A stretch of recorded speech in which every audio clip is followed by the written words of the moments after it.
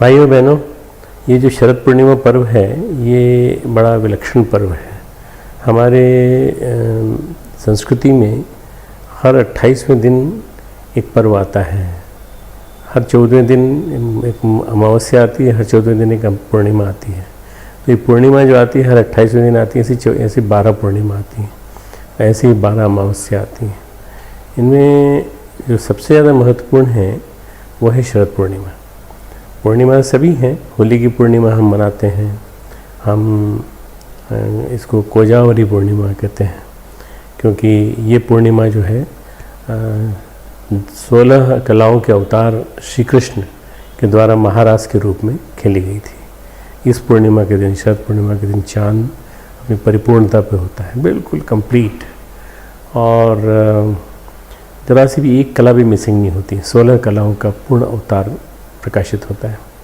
ऐसे समय में आज आप यहाँ जब विराजमान हैं तो आपके ऊपर चंद्रमा का प्रकाश धीरे धीरे आने वाला होगा, आ गया होगा, आ रहा होगा, और उसके माध्यम से आप देवी विभूतियों की वर्षा महसूस कर रहे होंगे। ये जो शरद पूर्णिमा है, इसके साथ साथ भगवान श्री कृष्ण का जो विभूति वाला वाक्य है कि मैं विभूतियों के रूप में इनमें विद्यमान हूँ, इनमें विद्यमान हूँ, भगवान चंद्रमा में विद्यमान है विभूतियों के रूप में, नक्षत्रों में चंद्रमा के रूप में विद्यमान है। और जो चंद्रमा है वो रस बरसाता है। आपको मालूम है जितनी वनस्पतियाँ हैं, जितनी औषधियाँ हैं, जितनी जड़ी बूटियाँ हैं, वो चंद्रमा के कारण ऊपर आते हैं। गामा विश्य च भूतानि रसो अहम अपसी। अर्जुन, भगवान कृष्ण गीता में कहते हैं कि मैं समस्त पृथ्वी पर, धरती पर जो ओज है, किरणें हैं, जितनी भी चीज़ें हैं उनमें विद्यमान हूँ, परंतु मैं समस्त जीव जंतुओं में औषधियों के माध्यम से प्रवेश करता हूँ।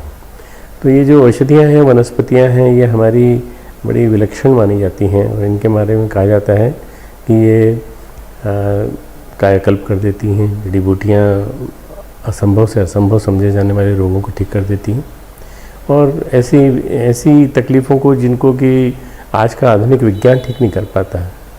मैं आज के आधुनिक विज्ञान का स्टूडेंट रहा हूँ, और मैंने पढ़ा है, मैंने सुना है, मैंने देखा है कि ढेर सारी बीमारियों को हम इनक्यूरेबल, हल नहीं हो सकती, इनका सॉल्यूशन नहीं है कोई, हम कह देते थे।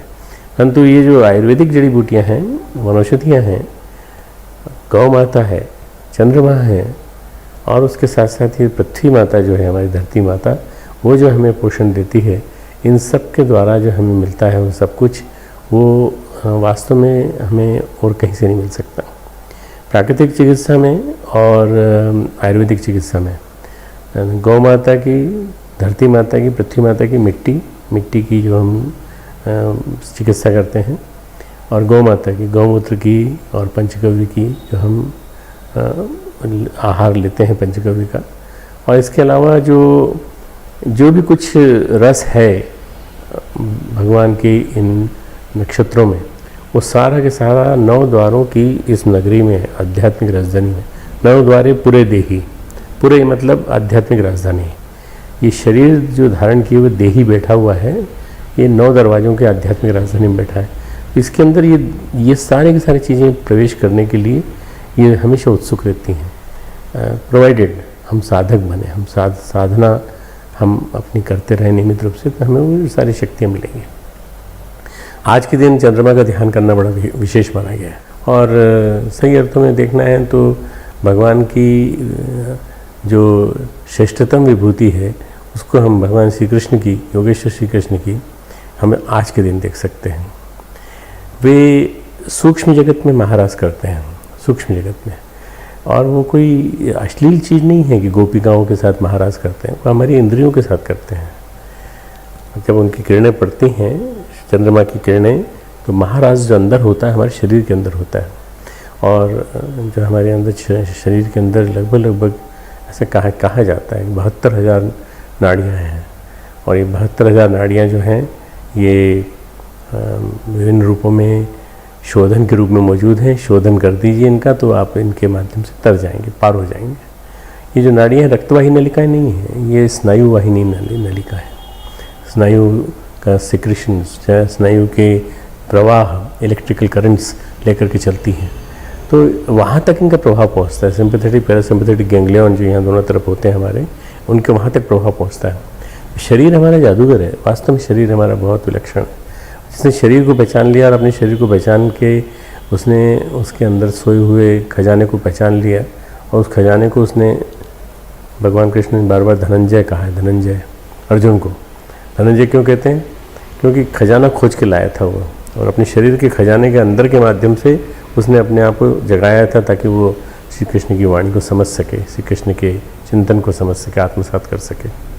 तो ये जो खजाना है हमारे अंदर, इसको हम पहचान लें तो सही अर्थों में हमारी पूर्णिमा सार्थक हो जाएगी। साल में एक बार आती है बस, बाकी तो है 10 पूर्णिमाएँ हैं, 12 पूर्णिमाएँ टोटल। इसके बाद माघशीर्ष पूर्णिमा आएगी, इसके बाद उसके बाद वो आएगी, और वसंत मास में चैत्र मास में चैत्री पूर्णिमा आएगी, माघ पूर्णिमा आएगी, ऐसे कई आती हैं, और हर एक में स्नान वगैरह का महत्व है।